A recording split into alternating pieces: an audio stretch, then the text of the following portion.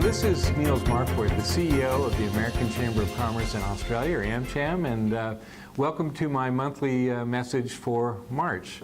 Last week we celebrated down in Melbourne International Women's Day, and we had on the panel that we held there with 4 other international chambers of commerce who are our neighbors at the International Chamber House, Maureen Doherty, who's chairman of AmCham and also president of Boeing Australia and South Pacific.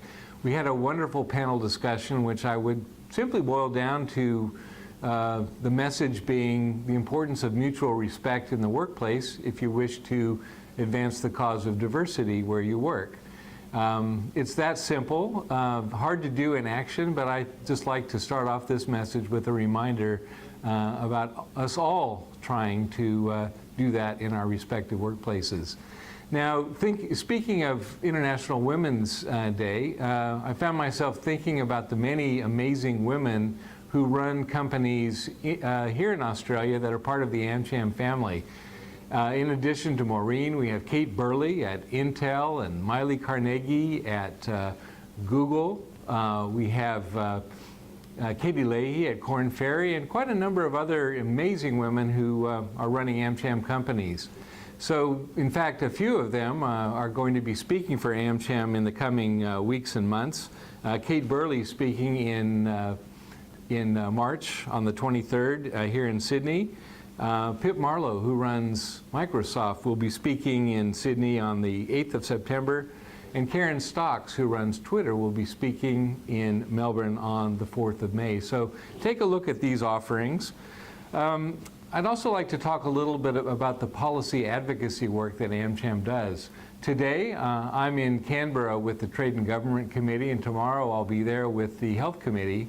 We'll be meeting with senators and ministers and members of Parliament and their staffs to talk about the importance of free trade generally, but very specifically about certain aspects of the innovation agenda going forward. We very strongly welcome the focus of this government on promoting innovation, as it's something that is near and dear to the hearts of just about every American company. We've just put in a submission to the Standing Committee on Treaties in support of the Trans-Pacific Partnership, which you can view on our website. We think that that was a constructive contribution towards creating a more innovative environment here in Australia. We will be taking our case to Washington on in June to do the same thing. As you know, the American Congress will be considering ratification of the Trans-Pacific Partnership, and our view is strongly in favor of them taking that step.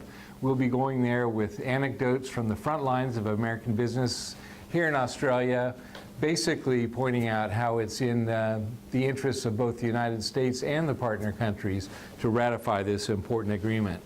Now, closer to home, we'll be visiting Beijing on the 14th and 15th of April.